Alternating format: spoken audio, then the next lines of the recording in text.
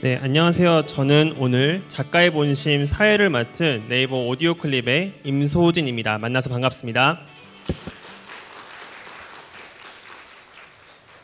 네, 우선 평일 오후 멀리까지 와주신 현장 방청객 여러분, 그리고 오디오 클립과 V라이브 생중계에서 함께 해주고 계시는 시청자분들께 진심으로 감사의 말씀드립니다. 네이버 책문화와 오디오 클립이 함께 준비한 마스터 클래스 작가의 본심은 많은 분들이 사랑하는 대한민국 대표 작가님들을 모시고 본심을 들어보면서 다시 한번 책에 관심을 갖고 우리의 일상도 돌아봤으면 하는 바람에서 기획된 특별한 클래스입니다. 지난주 목요일 김현수 작가님을 시작으로 12월 5일까지 매주 목요일 오후 4시 정유정, 장강명, 이병률, 김금희 작가님의 강연이 준비되어 있는데요. 많은 관심과 참여 부탁드리겠습니다. 그럼 본격적으로 작가의 본심 두 번째 시간에 작가님을 소개해 드리려고 하는데요. 7년의 밤, 종의 기원, 지니지니 등 탄탄한 스토리로 많은 사람들을 매혹하고 있는 분이시죠. 바로 정유정 작가님이십니다. 오늘은 이야기를 이야기하다라는 주제로 강연을 준비해 주셨는데요. 정유정 작가님을 모시고 소설 쓰기의 비밀을 함께 배워보고자 합니다. 그럼 큰 박수로 정유정 작가님을 모셔보겠습니다.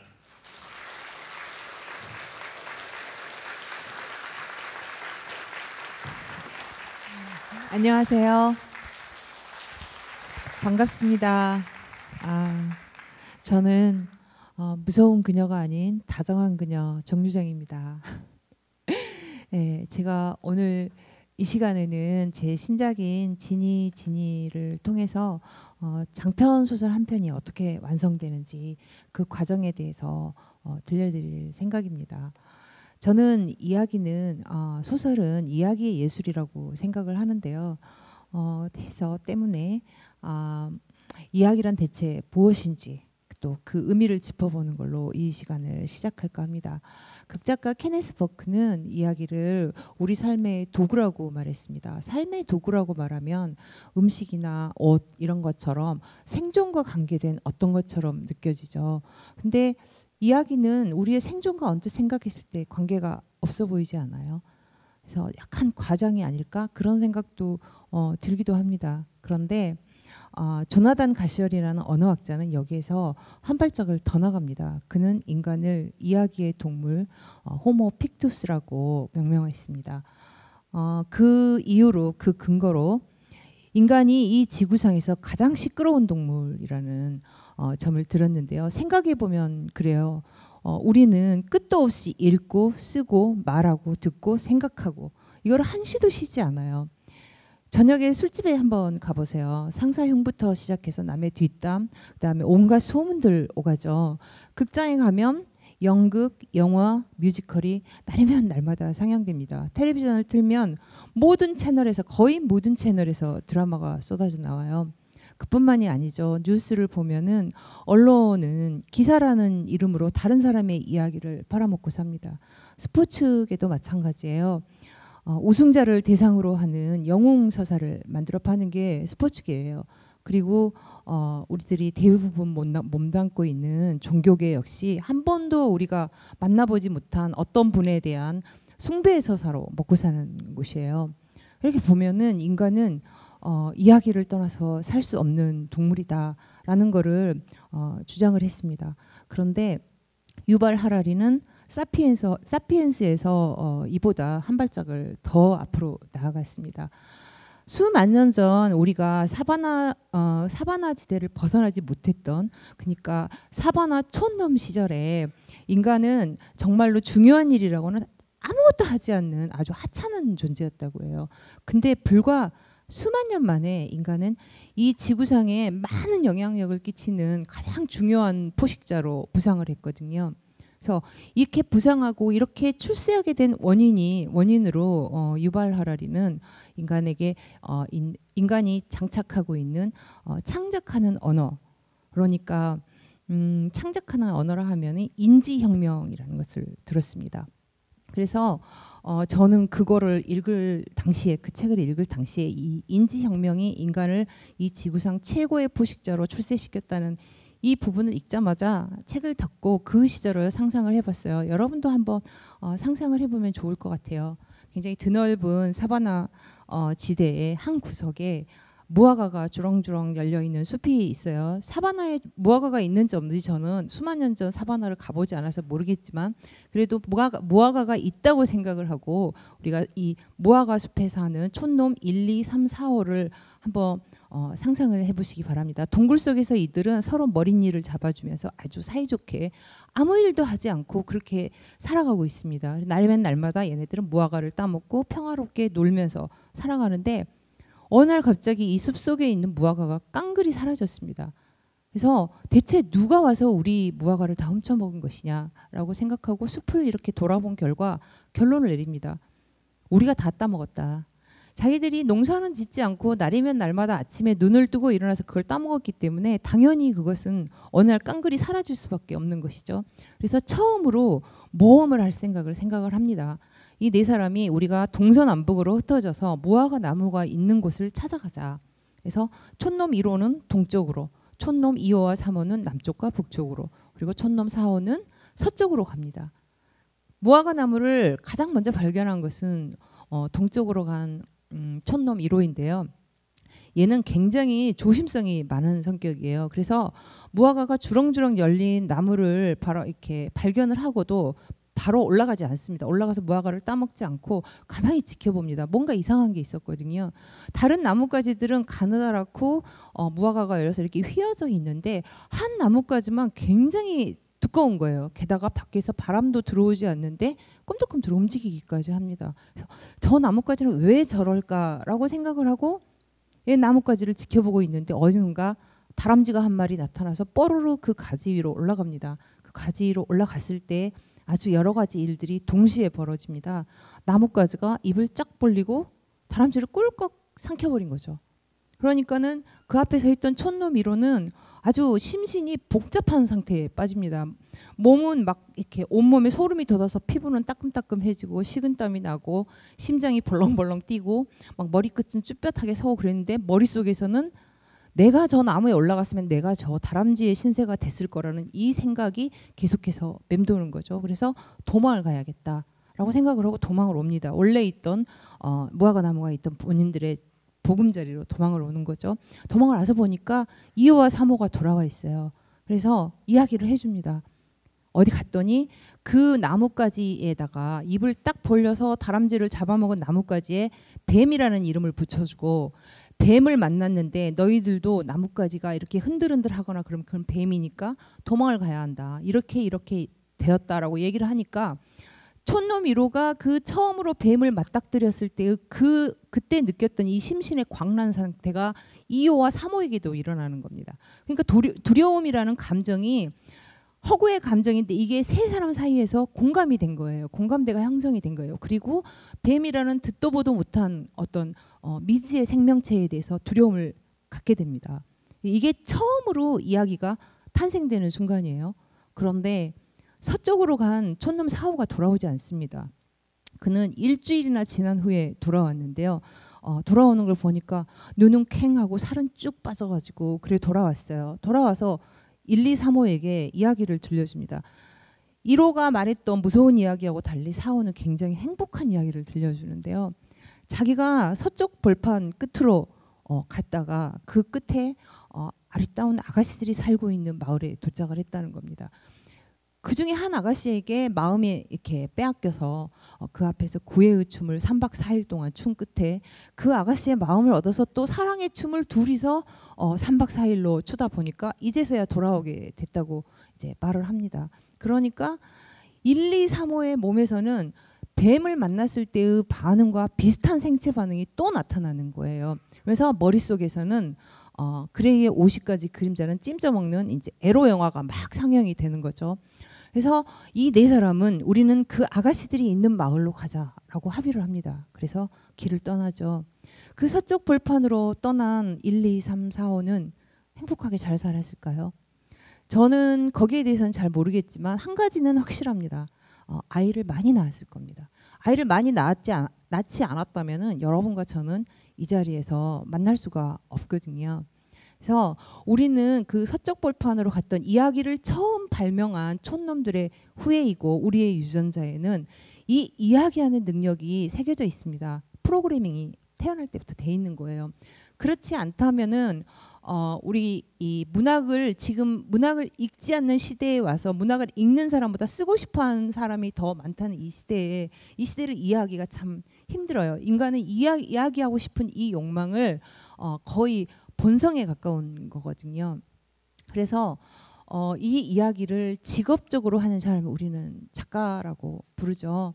근데 작가라는 사람들이 모든 이야기를 다 쓸 수 있는 건 아니에요. 대부분 자기가 쓸 수 있는 이야기가 있고 자기가 쓰고 싶은 이야기가 있어요. 우리는 그거를 작가의 테마라고 부르는데 대부분의 작가들은 자기가 자기의 테마 한두 가지를 평생토록 변주하면서 산다고 합니다. 그러니까 우리가 흔히 그런 말 하죠. 이렇게 이름을 가리고 책을 열어도 이게 누구 작가의 글인지 알겠다라는 말을 흔히 합니다. 그게 바로 작가의 테마가 같은 이야기를 계속해서 변주하고 있기 때문에 그런 거거든요. 그래서 해밍웨이 같은 경우는 어린 시절에 아버지가 권총으로 자살을 했어요. 본인도 입에다가 권총을 물고 방아쇠를 당기기 전까지 죽음 앞에 선 인간에 대해서 계속해서 변주를 했습니다. 그리고 찰스 디킨스 같은 경우는요. 어린 시절에 아버지가 빚을 져가지고 감옥에 갔대요. 그래서 본인이 소년 가장이 된 거예요. 그러니까 평생토록 아버지를 찾아 헤매는 소년의 이야기를 썼어요. 올리버 트위스트라든가 데이비드 코퍼필드라든가 이런 것들이 다 아버지를 찾아 헤매는 소년의 성장 서사이거든요.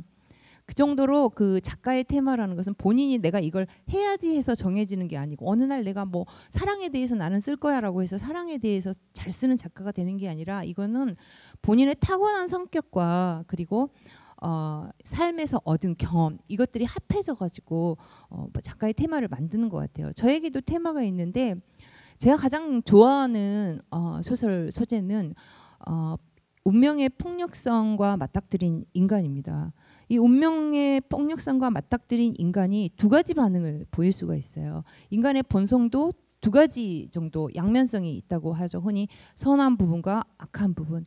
우리가 마음속에는 환하게 황금빛 이런 선한 빛이 비치는 공간이 있어요. 이 공간을 들여다보면은 선이라든가 이타심이라든가 배려라든가 또 사랑이라든가 행복이라든가 우리가 언제나 권하고 이런 것들이 살고 있죠.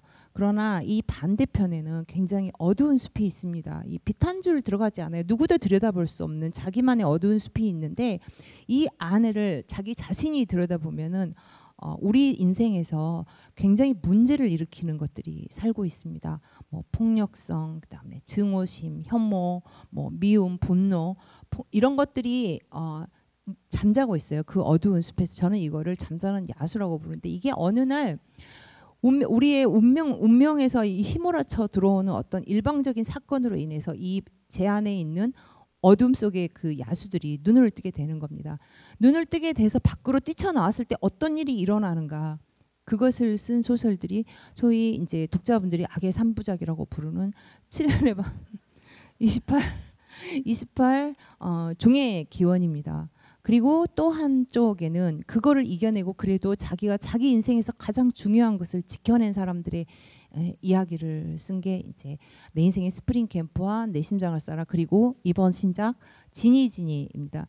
그러니까 이제 어떤 그 매체에서는 이번 이야기가 굉장히 선한 사람들의 이야기다라고 이야기하는데 사실 선한 사람들의 이야기가 아닙니다. 성숙한 여자의 이야기고 미숙한 남자의 이야기예요.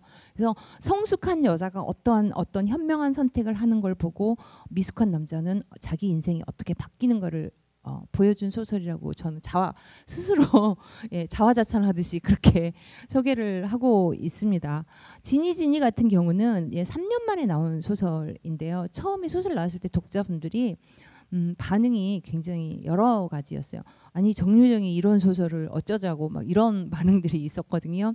근데 그 전에 이제 내 인생의 스프링 캠프와 내 심장을 쏴라를 썼다는 것을 이제 모르시는 분들이 이제 그런 말씀을 하세요. 이런 말을 내가 하는 이유는 내 심장을 쏴라와 내 인생의 스프링 캠프를 사서 읽으십시오 하는 말입니다. 예. 지니 같은 경우는 3년 만에 나온 이유가 뭐냐면은요. 제가 다른 소설을 쓰려고 했었어요. 원래는 바다에 갇힌 사람들이라는 이 이야기를 쓰고 있었고 준비를 하고 있었어요. 전 이제 준비 기간이 꽤 길어요. 소설을 쓰려고 하면은 자료 조사 기간이 긴데요.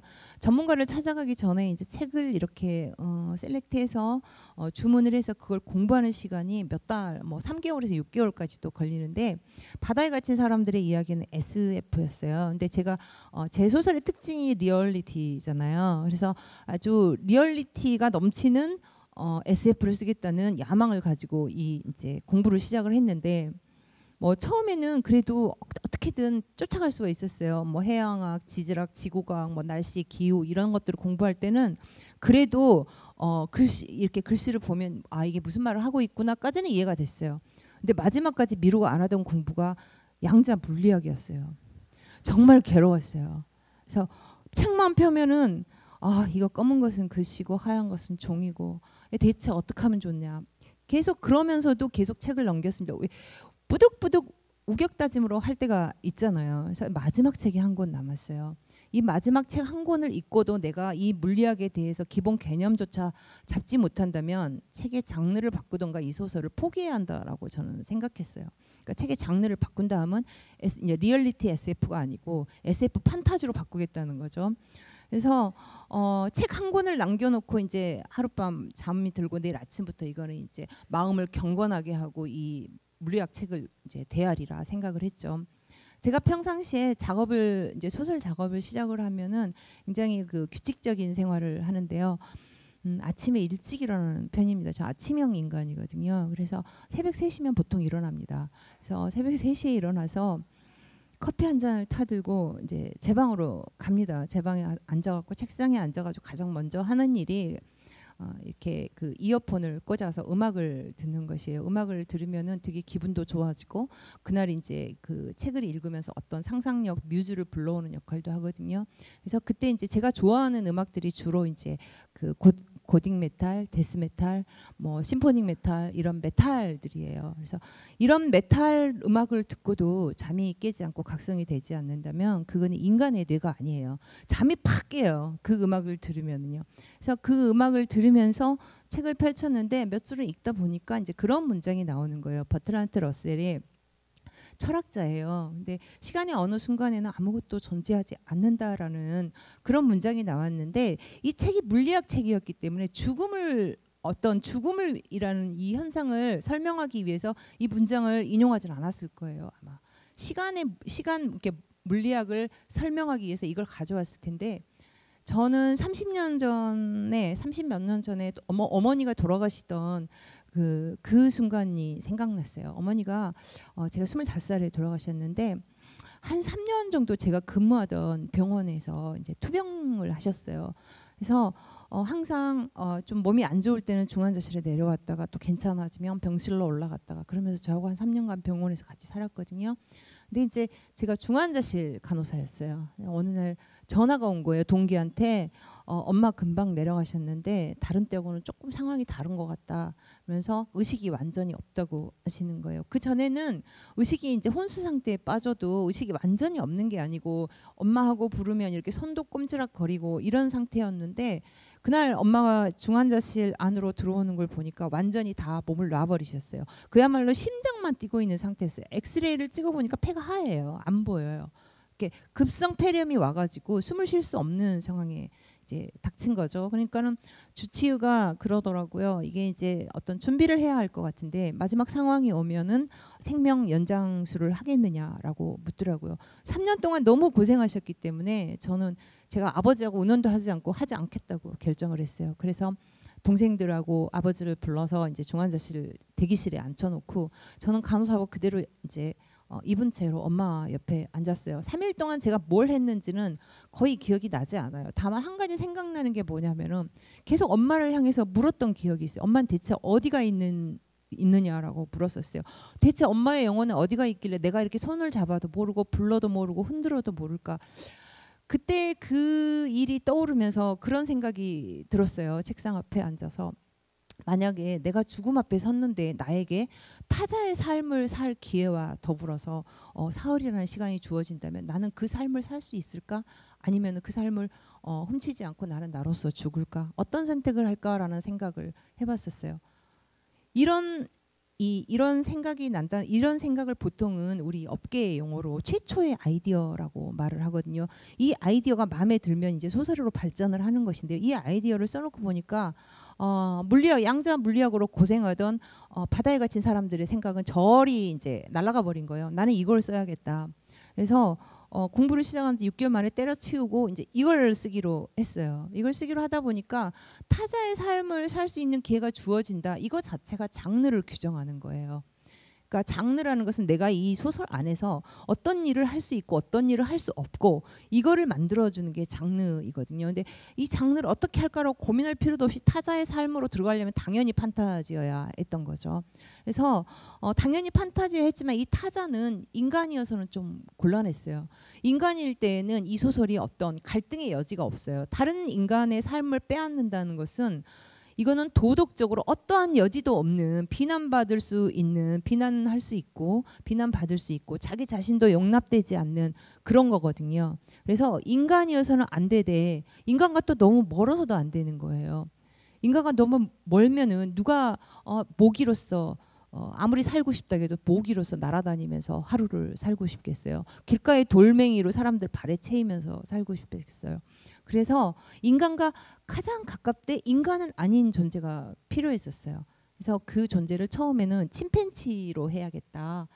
그런 생각을 했었죠. 처음엔 저도 보노보라는 유인원이 있는 줄을 몰랐어요. 그래서 침팬지로 해야겠다라고 생각을 하고 그 전에 읽던 책들 다 치워버리고 침팬지에 관련된 책들을 또 다 사서 모았습니다. 책상에 세워놓고 제일 먼저 하는 것이 이제 공부인데 그날 저녁에 이제 그 책들을 다 모아놓고 앉아서 바로 막 이렇게 개요를 썼어요.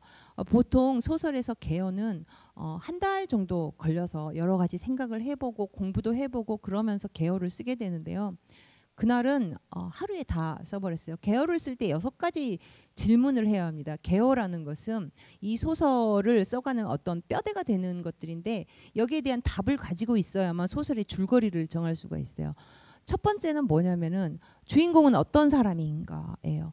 주인공은 어떤 사람이냐라는 것을 일단은 인물의 카탈로그라는 부분에서 봐야 되거든요. 인물의 카탈로그는 우리가 눈으로 보고 귀로 듣고 손으로 만지고 할 수 있는 외적인 부분들을 인물의 카탈로그라고 합니다. 그래서 머리가 길고 그 사람은 피부가 하얗고 입술이 빨갛고 목소리는 굉장히 꾀꼬리 같고 이거는 다 인물의 카탈로그지 캐릭터가 아니에요.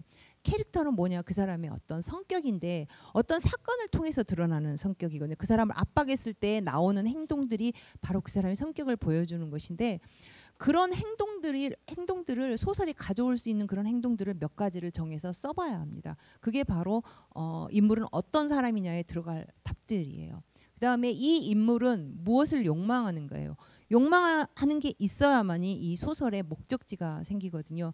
이 주인공은 욕망하는 것을 성취하기 위해서 길을 떠날 것이고 무언가 행동을 할 것이고 누군가 싸울 것이고 그리하여 그 욕망을 이루든가 못 이루든가 이뤘으나 불행해지거나 못 이뤘으나 행복해지거나 이런 결말들이 나올 수 있거든요. 그래서 세 번째는 이걸 왜 욕망하는가예요. 이유, 동기에 해당되는 거겠죠. 그래서 이 부분들을 이제 생각을 해봐야 돼. 이 사람은 지금 현재 의대생이에요. 그래서 남들이 봤을 때는 굉장히 잘 나가는 사람입니다. 일단 학교만 졸업을 하면은 뭐 병원에 들어가서 저기를 할 것이고 공부도 굉장히 잘했고 얼굴도 잘생기고 사람들이 생각했을 때 의사로서 부족함이 없는 사람을 생각을 해요. 그러나 이 사람 마음속에는 나는 의사하기 싫고 배낭 하나 메고 세계를 돌아다니면서 이렇게 길거리 버스킹에서 노래 부르고 그걸로 돈 벌어서 먹고 살고 싶다. 이런 욕망을 가지고 있어요. 그러면 부모는 얼마나 기가 막히겠어요. 그래서 말을 못 하는 거죠. 그래서 욕망은 두 가지로 나뉘어요. 겉에 표면적인 욕망과 우리가 얼른 알 수 있는 표면적인 욕망과 심연적인 자기 내면에 있는 욕망으로 나뉘는데 이 욕망 두 가지를 다 알고 있어야 됩니다. 인간이 욕망이 같잖아요. 주인공이 욕망이 같아 버리잖아요. 그러면 이 소설은 인물 중심의 소설이 될 수가 없어요. 사건 중심의 소설이 돼요. 인물이 어떤 지구를 구하는 영웅이다. 그러면 이 사람의 내면도 이 지구를 구하는 일에만 신경을 쓰고 있고 겉으로 나타난 목표도 지구를 구하는 데만 신경 쓰고 있으면 이거는 007 같은 영화가 되는 거예요. 그리고 이게 이제 두 개가 다르면 갈등이 끊임없이 일어나겠죠.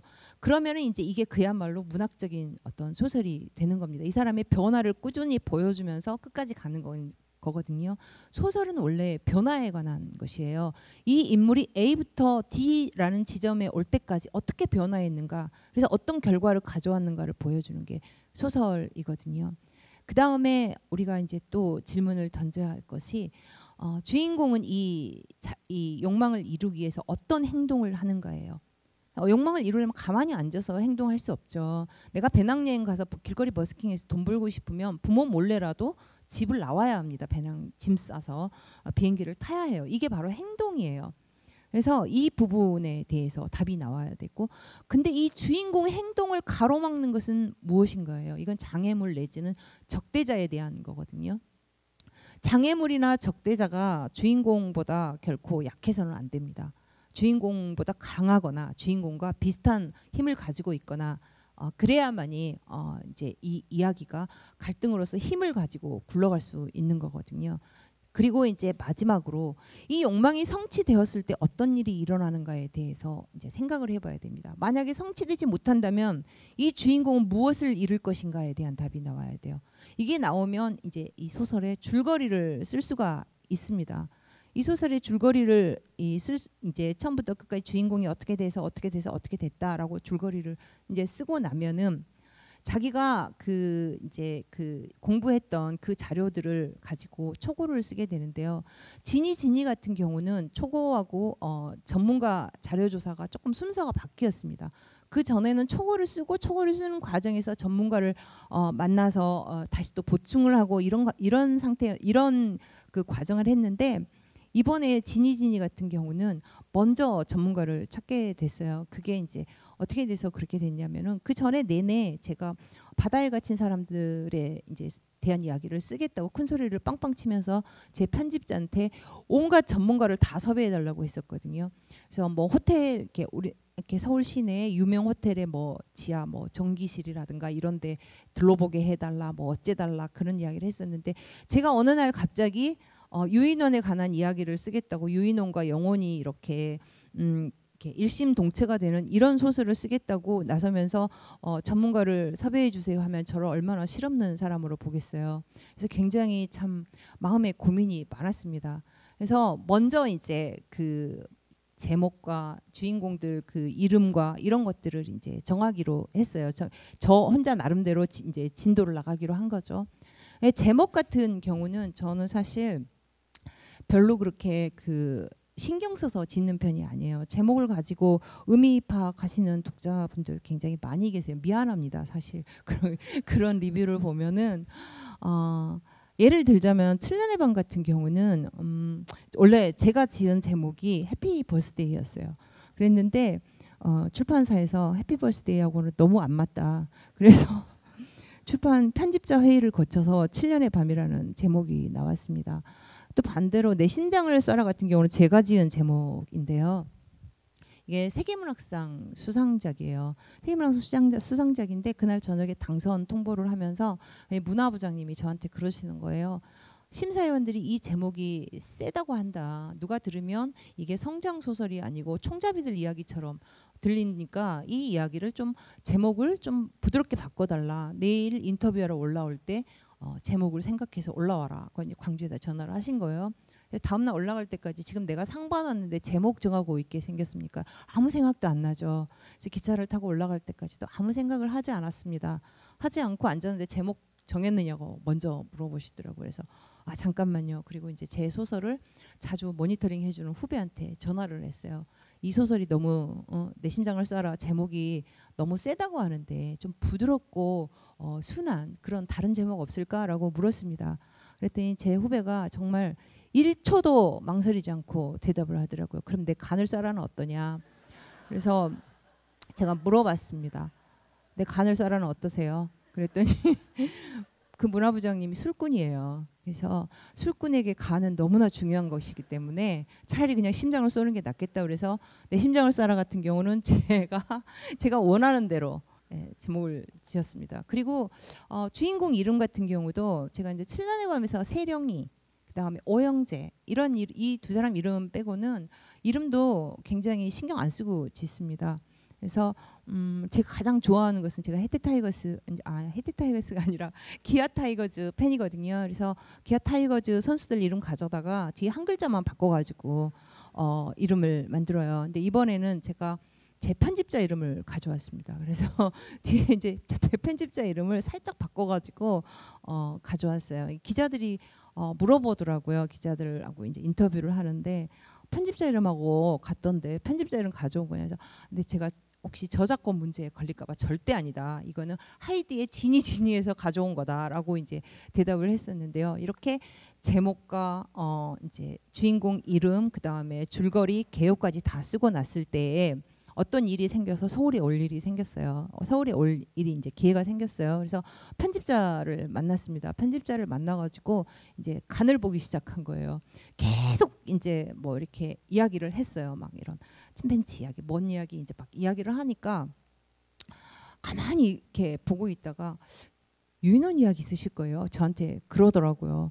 굉장히 저 한 10년 동안 봤기 때문에 저 머리부터 발까지 다 알고 있거든요. 그래서 실은 내가 이제 공부를 해보니까 침팬지가 인간 이야기를 이제 제가 쓸 이야기 줄거리를 쭉 말해준 다음에 실은 제가 공부를 해보니까 침팬지가 이 여자 주인공하고 맞지가 않다. 보노보라는 생물이 있는 것 같은데 제가 또 공부를 해봐야 되겠지만 보노보가 더 여성과 맞는 것 같다고 이제 얘기를 했어요. 침팬지 같은 경우는 덩치가 커요. 우리는 침팬지 굉장히 귀엽게 생각하죠. 귀엽지 않습니다. 맹수예요. 침팬지가 가장 좋아하는 음식이 뭐일 것 같아요? 바나나? 파인애플?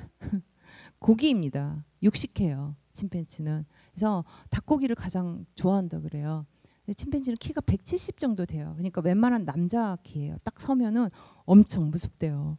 그래서 침팬지는 키가 170 정도 되고 또 정치적인 동물이에요. 굉장히 정치 지능이 발달해서 걔네 사회가 남성 중심의 서열 사회인데 아주 정치적이에요. 그래서 대장 뒤에서 곤모술수를 꾸며서 다른 사람하고 손을 잡고 이 대장을 대장에 권좌해서 끌어내리고 자기가 올라가고 이런 행위가 굉장히 익숙한 게 이제 침팬지 사회예요.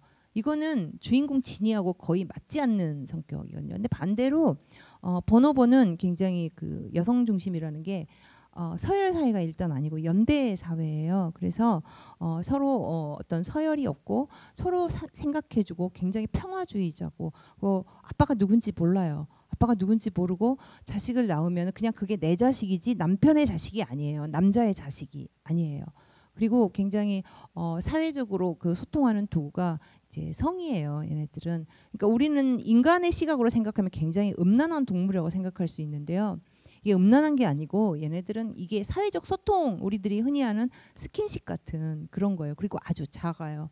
그러니까 침팬지가 170 정도 된다면은 보노보는 한 130에서 140cm 정도밖에 되지 않는. 그리고 몸무게도 확실히 작고. 그래서 저는 이제 그러면 보노보로 해야겠다. 근데 보노보는 우리나라에 있었던 적이 없는 동물이에요. 앞으로도 있지 않을 거고 현재도 없고. 그러니까 볼 일이 없는 거고 저는 이제 이 어려운 과제를 이제 편집장에게 해결해 달라고 때를 써야 되는 참인 거죠. 그래서 내가 보노보를 직접 봐야 되겠고 보노보 전문가를 만나야 되겠는데 일단은 이 사육사부터 만나보고 싶다. 유인원 사육사부터. 그러니까 유인원 사육사에게 어느 사육사에게든 간에 메일을 해서 좀 이렇게 나하고 만나게 해달라라고 때를 썼습니다. 그래서 제 편집자가 서울대공원 유인원 이제 사육사 선생님한테 메일을 썼어요. 그래서 오라고 이제 허락을 받았습니다. 허락을 받아서 갔어요. 갔더니 서울대공원이 이제 이렇게 순환제를 하고 있는 모양이에요. 그래서 이분이 10년 동안 침팬지를 돌봤고 유인원 전문 사육사였고 그리고 석사학위도 침팬지 연구로 받았는데도 불구하고 우리가 갔을 때 동남아 뱀을 돌보고 계셨어요. 그래가지고 그분에게서 유인원에 대한 특히 침팬지에 대한 A부터 Z까지 사육사에 대한 A부터 Z까지를 다 배웠습니다. 침팬지가 굉장히 덩치는 큰데 잘 삐친대요. 그래서 비가 오는 날에 자기 기분이 안 좋은 날에는 야외 쉼터에 나무 꼭대기에 올라가 가지고요 막 소리 지르고 울고 안 내려온대요. 그러면은 그 낚싯대를 가지고 지니의 낚싯대 나오죠. 그 지니를 꼬실 때 낚싯대 고기를 꽂아서 이 침팬지가 평상시 좋아하는 고기를 꽂아서 이렇게 침팬지를 내려오게 한다고 해요. 그래서 고기가 먹고 싶은 침팬지는 심지어 그런 짓을 벌인다고 합니다. 그래서 이제 그런 이야기를 다 듣고 아 사육사는 이런 일을 하는 분들이구나라고 생각하고 감사합니다 하고 돌아서려고 하는데 이제 그분이 그러는 거예요. 보노보 얘기를 쓰신다면서요 그러더라고요. 그래서 예, 침팬지 이야기만 듣고 돌아가시면 어떻게 하냐고. 그래서 예, 그랬더니 또 저는 이제 힘없이 예, 그러니까요. 그랬더니 최재천 교수님을 찾아가라는 거예요. 이화여대 최재천 교수님이 우리나라 동물학자로서는 가장 권위 있는 분인데 이분이 이제 이 사육사 선생님의 스승이었어요. 그래서 저는 소개시켜 주시겠다고 할 줄 알았거든요. 근데 그냥 찾아가라고만 하고 말더라고요. 네 알아서 해라는 것이죠. 그래서 나와서 또 편집자를 들볶 갔습니다. 제 편집자가 이대 나온 여자예요. 그러니까 학연으로 어떻게 좀 가서 이렇게 좀 연결을 해달라 그랬어요. 또 메일을 썼습니다. 최재천 교수님한테 제 편집자가 최재천 교수님이 오라고 했다는 겁니다. 그래서 과자 한 봉지 사들고 룰루랄라 하면서 편집자하고 이대를 처음으로 들어가 봤습니다. 제가 태어나서 처음으로 갔더니 저한테 제일 먼저 하시는 말씀이 저를 이분은 굉장히 괘씸하게 생각을 하셨대요. 이 다윈은 동물학자에게 신과 같은 존재예요. 다윈의 저서인 종의 기원은 성경이에요.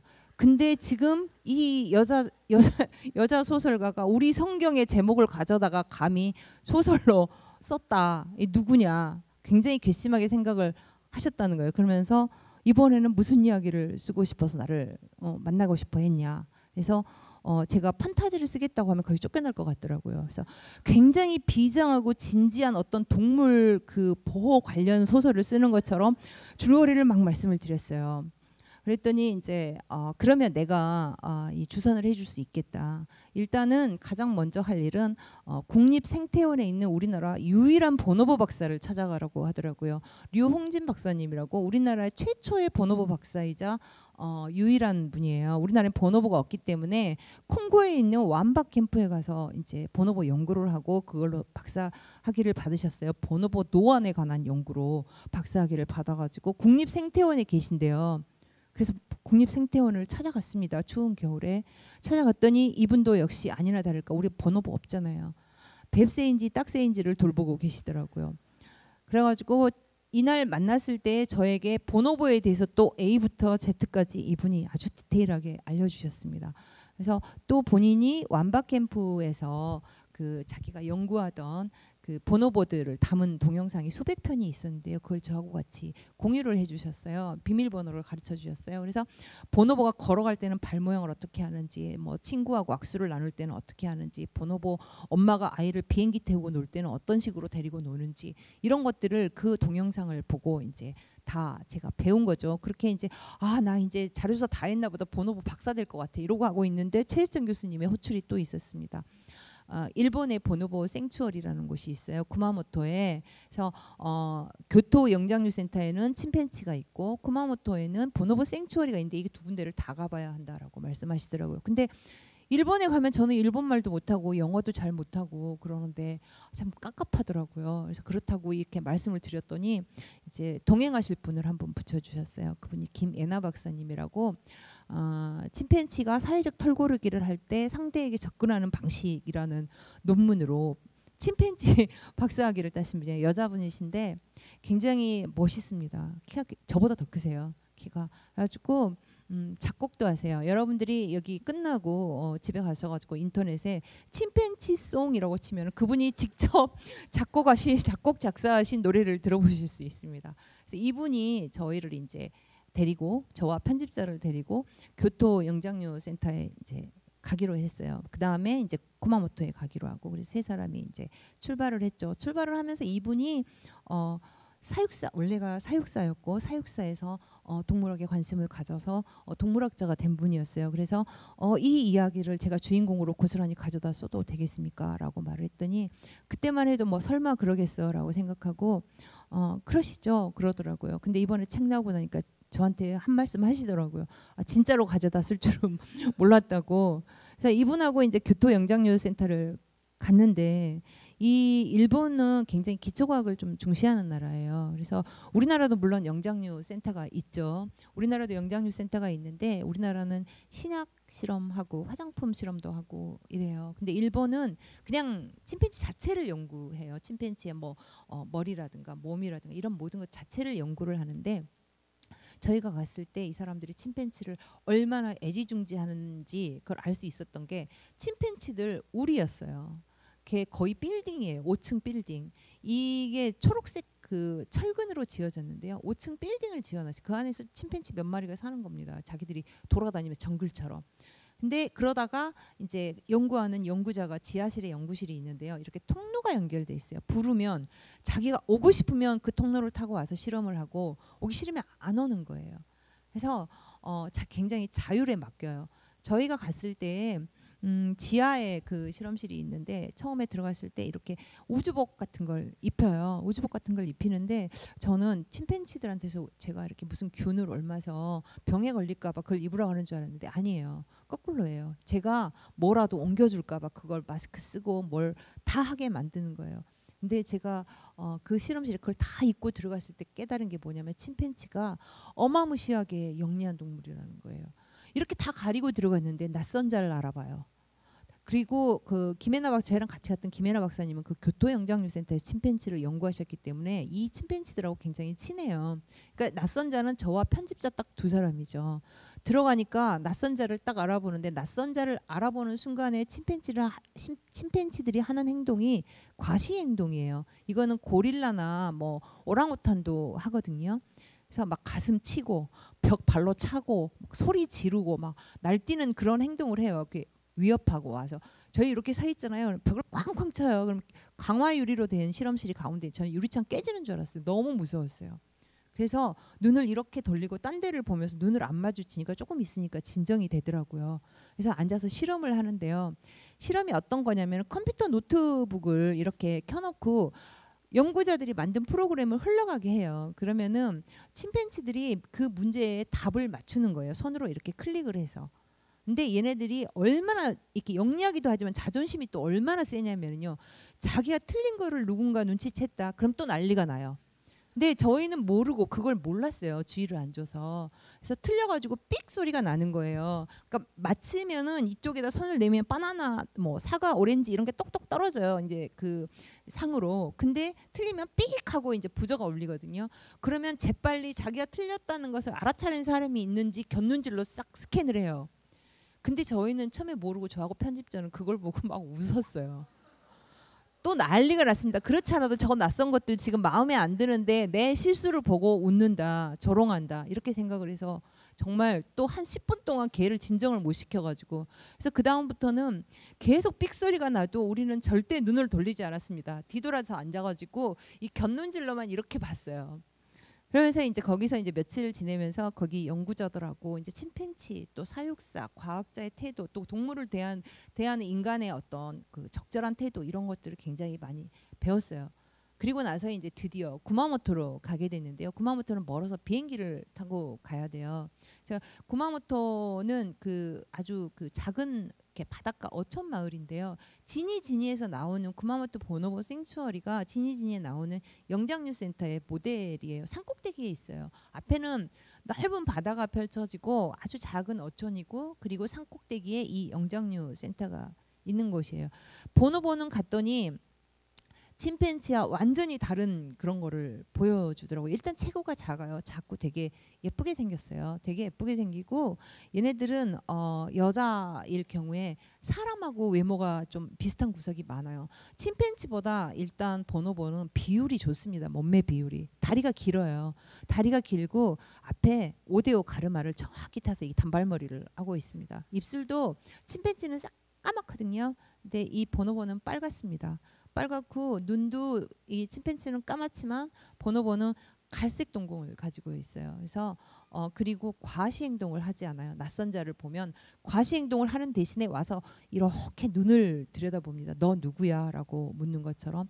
그래서 지니에서 맨 앞에 나오는 너는 누구야? 라는 이 질문은 제가 거기 있는 보노보와 처음 눈을 마주쳤을 때 느꼈던 무언의 대화 같은 것이에요. 근데 저하고 그렇게 눈을 마주치고 이런 눈빛 대화를 나눈 애가 보노보 암컷이 아니고 수컷이었어요. 그래서 이 수컷은 보노보 그러니까 암컷 5마리와 수컷이 1마리였는데 굉장히 왕따예요. 암컷 5마리가 정말 무시를 합니다. 완전히 쟤는 뭐 보노보도 아니고 뭣도 아니야. 완전 루저야. 이렇게 무시를 해요. 이렇게 학습을 하거나 이렇게 퀴즈 풀고 프로그램 이기 실험을 하면은 가장 낮은 점수를 막 이렇게 받는데요. 그 수컷 보노보가. 그래서 암컷들의 무시를 한 몸에 받고 있는 애예요. 근데 우리를 보자마자 너무 좋아가지고 막 이렇게 제 책을 읽어보신 분은 알지만 짱구처럼 이렇게 허리 접고 이렇게 막 엎드려서 왔다 갔다 하는 거 있잖아요. 그걸 얘네들이 고스란히 그대로 해요. 이게 프레젠팅이라고 해서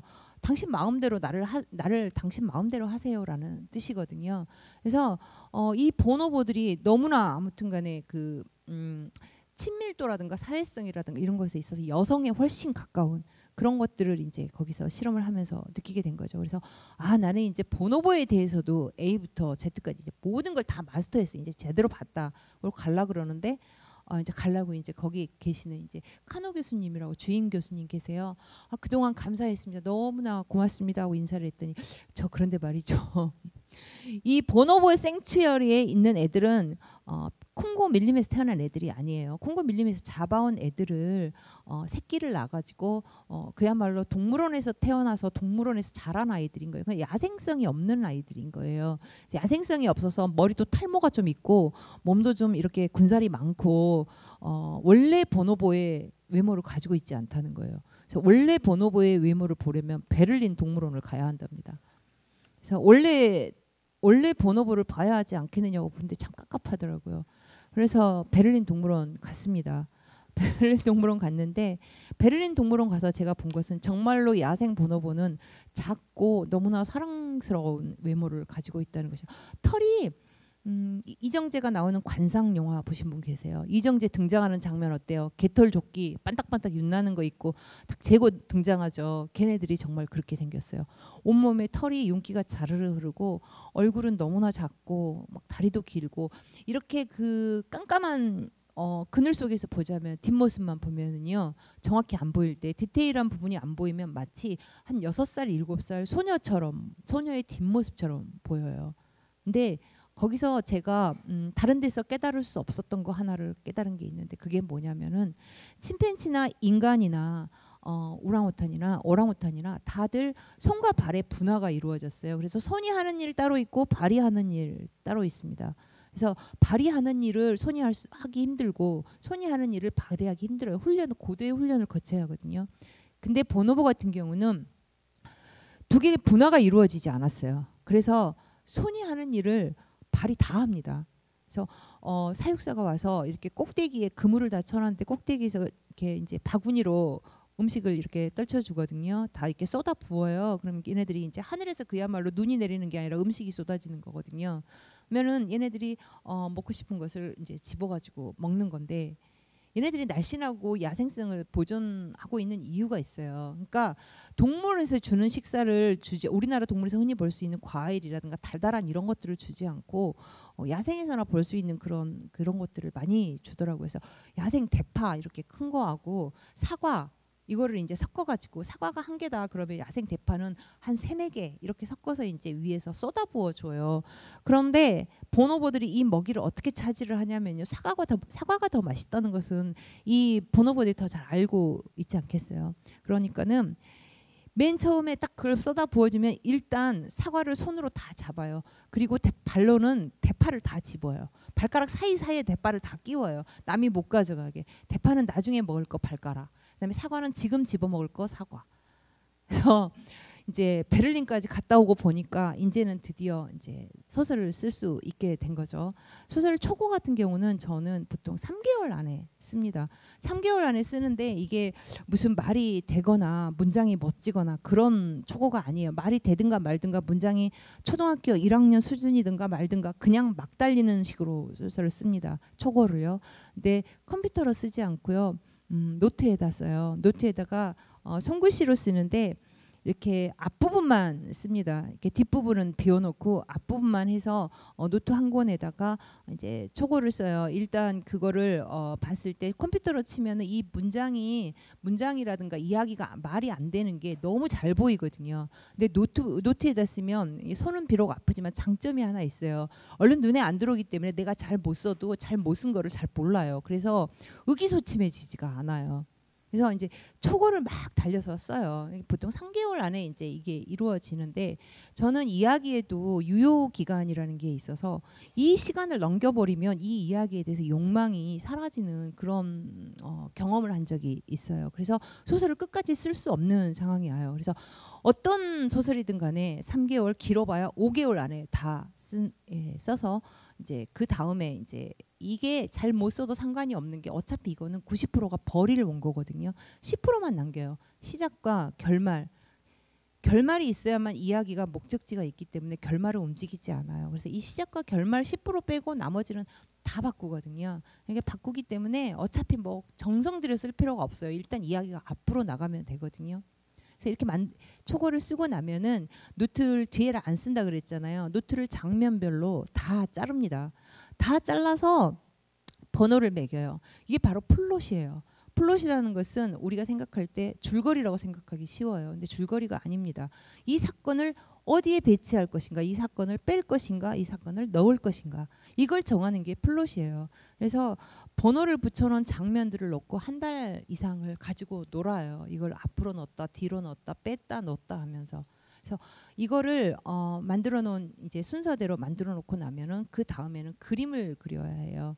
그림을 그리는 게 제가 굉장히 길치거든요. 그래서 우리 집 동네도 좀 동네 조금만 벗어나면은 길 잃어버리고 헤매요. 그래서 제가 어느 동네를 배경으로 소설을 써야겠다. 실제로 존재하는 동네를 배경으로 이제 글을 써야겠다 하면은 못 씁니다. 그래서 가상의 공간을 만드는 거거든요.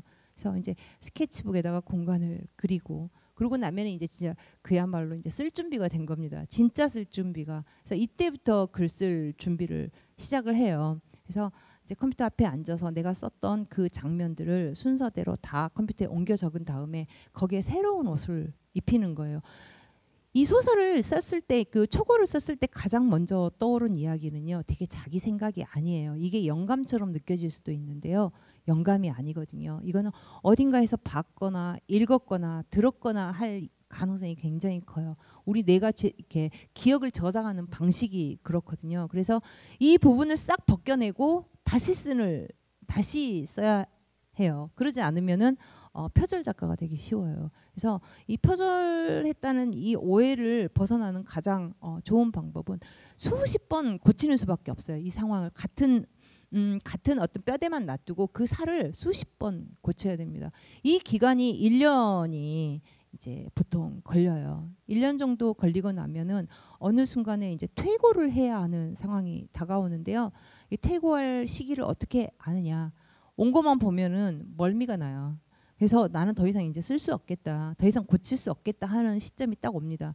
그러면 마지막으로 하는 일이 뭐냐면은 원고를 뒤에서부터 거꾸로 읽습니다. 뒤에서부터 만약에 프롤로그 1장, 뭐 10장, 에필로그 이렇게 갔다면 에필로그 10장, 9장, 8장, 1장, 프롤로그 이런 식으로 거꾸로 읽는 거예요. 단위별로 깎아서. 그렇게 읽어서 좋은 게 뭐냐면은 우리 앞전에 이렇게 한참 몇 달 전에 유행했던 말 있잖아요. 안 본 눈 삽니다라는. 안 본 눈이 돼요. 이게 굉장히 낯설면서 내가 미처 마무리 짓지 못한 부분과 또 복선을 깔아놓고 이 부분을 제대로 회수하지 않은 것들, 이런 것들이 거꾸로 봤을 때 굉장히 낯설어지면서 싹 드러나요. 이것까지 마치고 나면은 이제 원고가 완전히 끝나는 거예요. 그러면 이제 편집부에 보내게 되죠. 편집부에 보내면 그대로 책이 나오냐면 그게 아니에요. 또 편집부에서는 자기들끼리 또 의논을 많이 해요. 이게 어느 부분은 뭐 군살 같고 어느 부분은 저기 같으니까 빼고 이런 이제 요구 피드백을 하거든요. 그래서 이 피드백까지가 끝나야만이 이제 한 권의 소설이 완벽하게 이제 세상으로 나오는 거죠. 근데 저는 사실 소설을 내고 나면 굉장히 무서워요. 소설을 쓸 때에도 무서워요. 소설을 쓰기 전에도 무서워요. 처음에 소설을 쓰기 전에는 내가 이 소설을 과연 쓸 수 있을까? 그런 생각이 들어요. 그러다가 화면 앞에 딱 앉잖아요. 그러면은 어떤 생각이 드냐면 마치 내가 꽃삽 하나 딱 옆구리에 차고 이 꽃삽으로 이 드넓은 설원에 도시를 건설하리라. 뭐 이런 느낌인 거예요. 너무 막막하고 못 쓸 것 같은 느낌. 그러다가 책이 나오고 나면 과연 독자들은 이 책을 어떻게 읽어줄까? 그런 이제 걱정, 두려움이 생기는 거죠. 작가는 저는 그렇다고 생각해요. 독자가 원하는 것을 쓸 수 없어요. 작가는 자기가 원하는 이야기를 자기가 하고 싶은 이야기를 해야 하거든요. 근데 그 자기가 하고 싶은 이야기를 독자가 좋아하는 방식으로 해야 독자들이 읽어주겠죠. 그래서 내가 과연 이번에 독자들이 좋아할 만한 방식으로 했을까라는 어떤 그런 생각들을 되게 많이 하지만 결국에는 그래도 내가 하고 싶은 이야기를 했으니 그걸로 됐다라는 결론에 이르게 됩니다. 그러지 않으면은 굉장히 그 두려움에서 벗어나기가 어렵거든요. 저는 사실 작가라고 불리는 것보다는 소설가라고 불리는 게 좋습니다. 그리고 소설가보다는 이야기꾼이라고 불리는 게 더 좋아요. 그리고 또 이야기꾼으로서 앞으로 일정 간격으로 또 일정 수준의 기왕이면 조금 더 솜씨가 나아졌다는 말을 듣는 그런 소설을 내놓는 게 꿈이에요. 죽을 때까지. 언젠가 어떤 분이 저에게 그 제 기사에 그런 리뷰 이렇게 댓글을 달아주셨어요. 작가님 100살까지 살면서 재미난 이야기 들려주세요라고 해서 정말 제가 감격을 했습니다. 근데 100살까지 살 수 있을지는 모르겠지만 살 수 있는 날까지 제가 재미난 이야기 들려드리겠습니다. 감사합니다.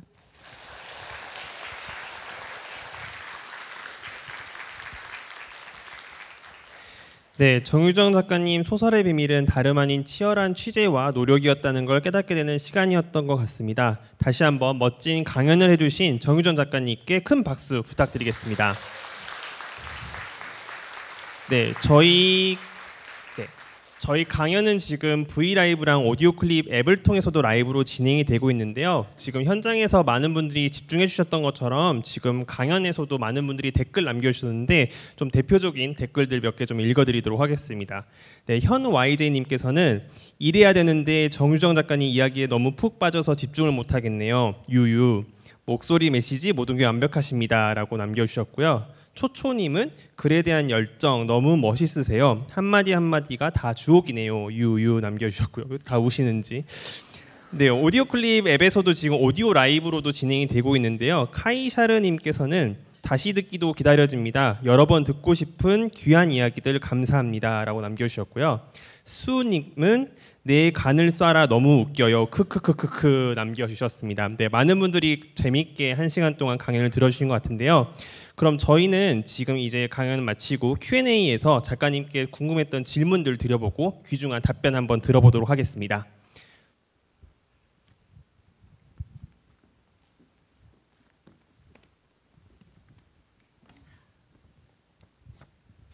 네. 2부 Q&A부터는 조금 편안한 분위기로 여러분들이 평소 작가님께 궁금했던 질문을 한번 드리고 답변을 들어보는 시간을 가져보도록 할 예정인데요. 저희가 사실 강연을 시작하기 전에 네이버 책문화 블로그를 통해서 정유정 작가님께 궁금했던 몇 가지 질문들을 미리 받아봤었어요. 그래서 많은 분들이 정말 질문을 남겨주셨는데 그중에서 정말 어렵게 한 5가지 정도의 질문을 한번 뽑아봤습니다. 지금부터 하나씩 한번 작가님께 여쭈어보도록 하겠습니다.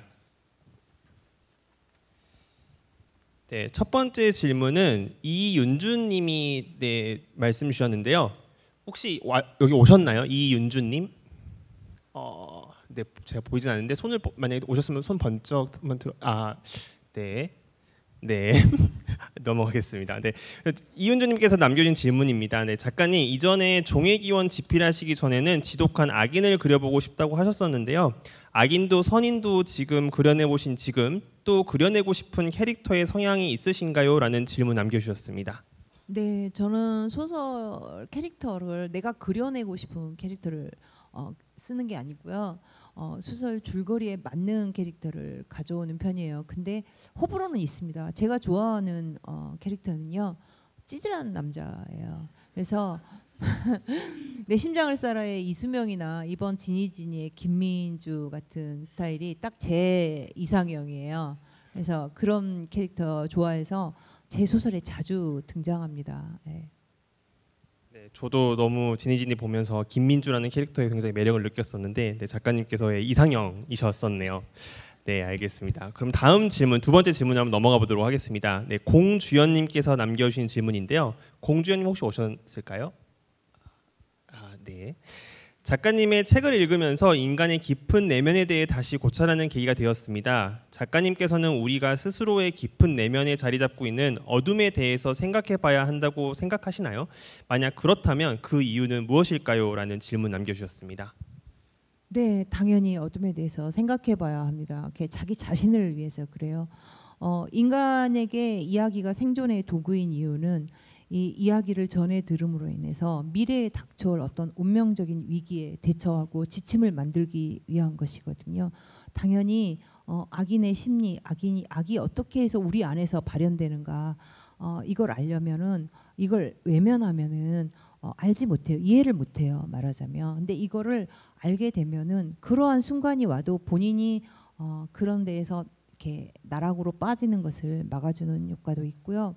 그리고 무엇이든지 표면으로 뛰어 올려야 돼요. 그런 악인들의 이야기도 우리가 외면을 하면 공론화가 되지 않거든요.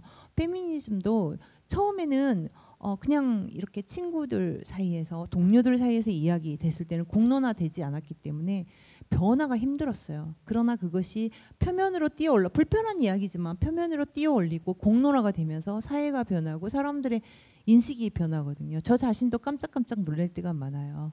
그래서 악인이라든가 불편한 사람 이런 사람들의 이야기라고 해서 외면하지 마시고 꼭 읽어야 합니다. 자기 안에도 악이 있기 때문에 자기 안에 악을 제어하기 위해서라도 읽어야 한다고 생각하는데 어떻게 생각하세요? 7년의 밤과 종의 기원을 읽어야 한다고 생각하는데 네, 저 역시도 책 다 읽어보면서 어떻게 사람이 이렇게 악할 수 있나라는 생각을 할 정도로 되게 악인 캐릭터가 강했었는데 그거에 대해서 외면하지 않고 네, 네. 잘 들여다보는 것도 중요하다라는 말씀 너무 즐길 줄도 알아야 합니다. 인상 깊습니다. 네, 다음 질문 넘어가 볼게요. 신수연님께서 남겨주신 질문인데요. 작가님의 소설을 눈으로 보고 있는 것 같습니다. 이미지화가 너무 잘 돼서 영화를 찾아보지 않을 정도인데요. 일상생활에서도 어떤 문제나 고민이 있을 때 그 상황을 이미지로 그려지시나요? 라는 질문 남겨주셨습니다. 그렇지 않습니다. 굉장한 노력을 기울이는 편이에요. 저는 그 묘사 연습을 굉장히 오랫동안 했어요. 제 어떤 글쓰기 철학, 거창하게 말하면 글쓰기 철학이라면 작가는 시체가 저기에 있다라고 말해서는 안 된다고 저는 생각해요.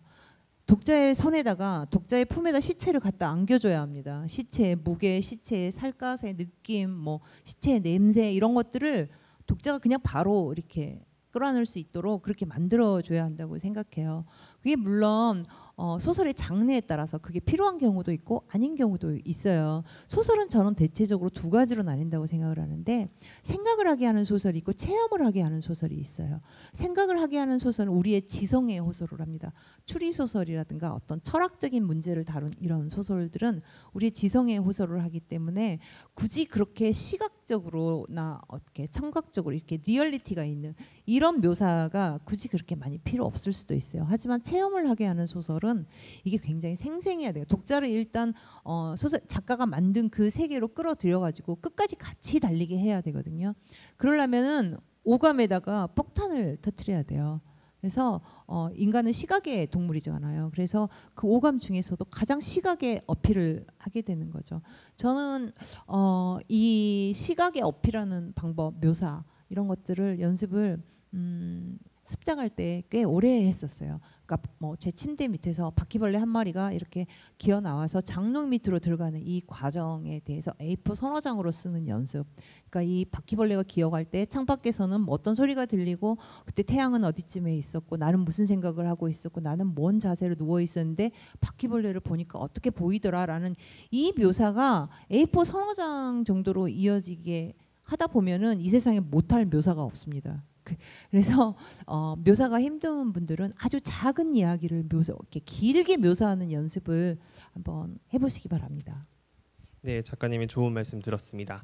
네, 그 다음 질문 한번 넘어가 볼게요. 송지은님께서 남겨주신 질문인데요. 네, 새로운 것을 만들어낸다는 것은 어느 분야에서나 어려운 일인데 호흡이 긴 작품들을 꾸준히 내시면서도 끝까지 지치지 않는 원동력은 무엇이신가요? 라는 질문 남겨주셨습니다. 네, 두 가지예요. 지치지 않는 원동력 첫 번째는 운동을 많이 합니다. 예, 그러니까 작가도 체력이 좋아요. 특히나 장편 소설 쓰는 작가는 체력이 엄청 좋아야 돼요.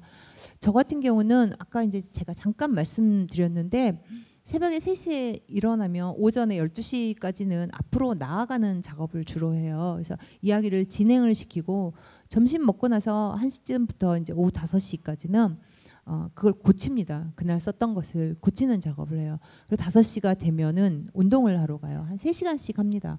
그래서 이제 웨이트도 하고 유산소 운동도 하고 뭐 스피닝도 하고 제가 이번에 책 내고 한 2달 독일에 가 있었는데요.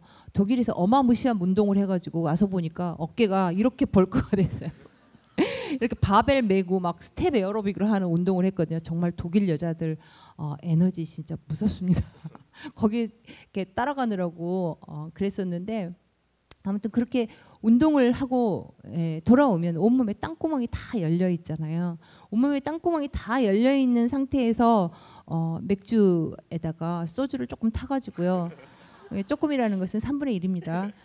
이걸 타가지고 원샷을 하면은 굉장히 졸립니다. 머릿속이 까매지면서요. 그래서 다음날 새벽에 3시에 일어날 수 있도록 10시부터 잘 수 있습니다. 저를 버티는 힘은 그러니까 운동과 술이라고 할 수 있겠습니다. 네, 작가님을 버티는 힘은 소맥인 걸로. 네, 알겠습니다. 너무 잘 들었고요. 약간 타시는 걸로. 네. 네. 그러면 마지막 이제 사전 질문 한번 들어보겠습니다. 네, 김지연님께서 남겨주신 질문인데요. 굉장히 질문이 많았는데 그 중에서 한 가지 재미있었던 질문이 웹소설을 혹시 읽어보신 적이 있으신가요? 사람들이 읽는 글의 트렌드가 단문 위주로 바뀐 지 여러 해인 것 같은데요. 소설가로서 이런 흐름의 변화는 어떻게 바라보시는지가 궁금합니다라고 남겨주셨습니다. 네, 저도 제 소설의 특징이 단문인데요. 웹소설과 스릴러는 뭔가 다른가요?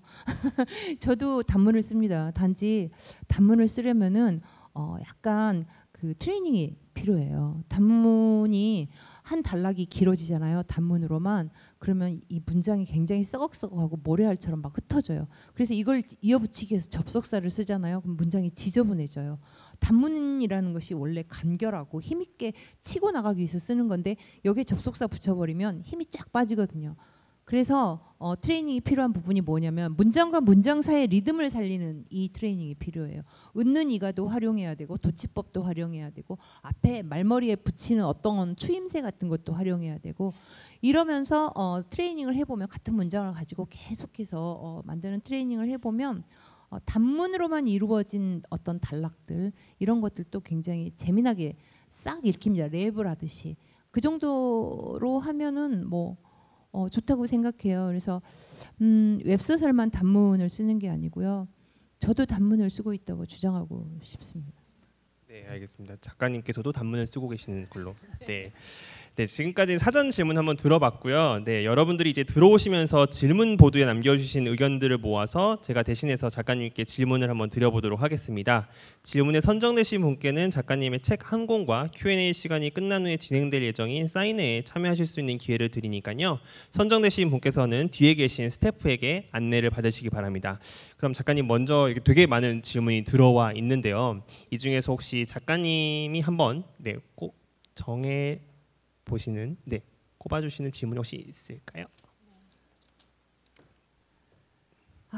작가님과 감정이입이 가장 가까운 인물은 누구인가요? 라고 이제 말씀 물어주셨어요. 어떤 분이세요?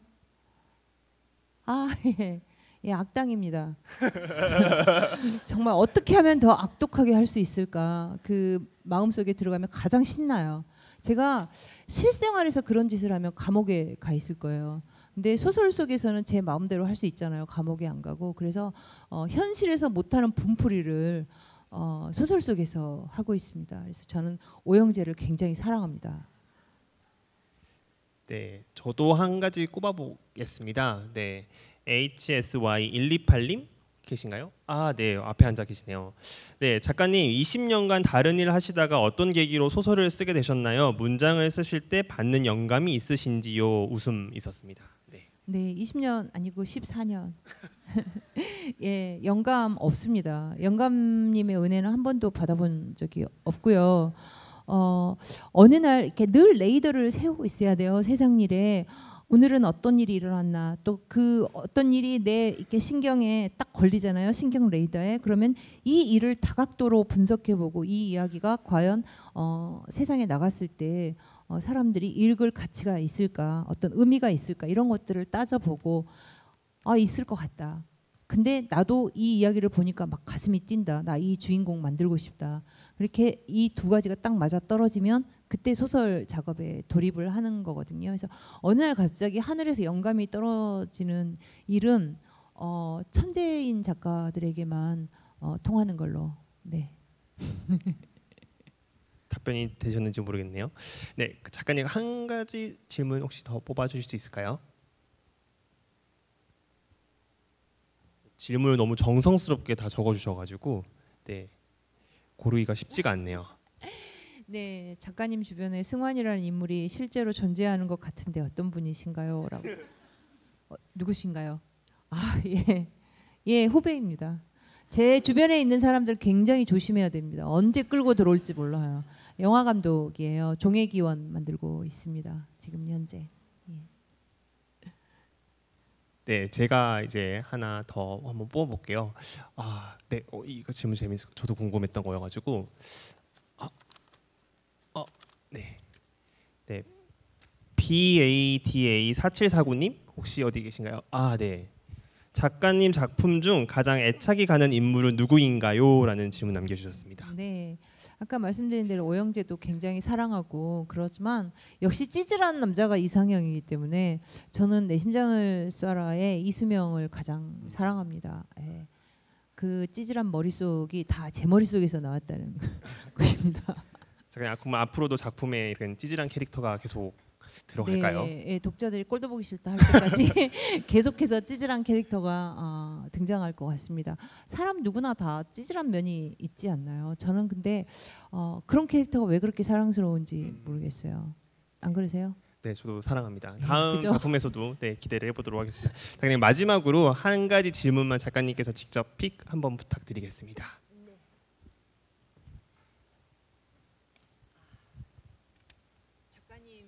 작가님 소설 속 남자들은 왜 이렇게 다 섹시할까요? 네, 뭐 간단하죠. 제가 섹시하니까. 네. 제 소설 속 인물들도 섹시합니다. 네, 네. 참 제가 생중계가 처음인데, 네 이게 어떻게 네 그렇죠? 네, 알겠습니다. 네, 당황하신. 네, 저는 이런 질문이 거기 있는지도 모르고. 굉장히 네. 재밌는 질문. 그러니까요. 네. 또 이것도 다 찾아내셔가지고 네. 알겠습니다. 네, 그럼 지금까지 한번 이제 현장에서 네 여러분들께서 남겨주신 질문도 함께 다 들어봤고요. 작가님과 더 많은 이야기를 나누고 싶지만 아쉽게도 이제 마무리해야 할 시간이 다가오고 있습니다. 작가님, 오늘 강연 그리고 독자분들에게 질문을 들어보고 답하는 시간까지 함께하신 소감을 간략하게 말씀해 주실 수 있으실까요? 예, 제가 굉장히 오랜만에 강연을 했어요. 그래서 저 강연하면서 잘 안 떨거든요. 근데 처음에 시작할 때 너무 떨어서 머릿속이 하였어요. 그래서 오늘 좀 미숙한 면이 있었더라도 이해해 주시고 재미난 시간 보내셨나요? 네, 감사합니다.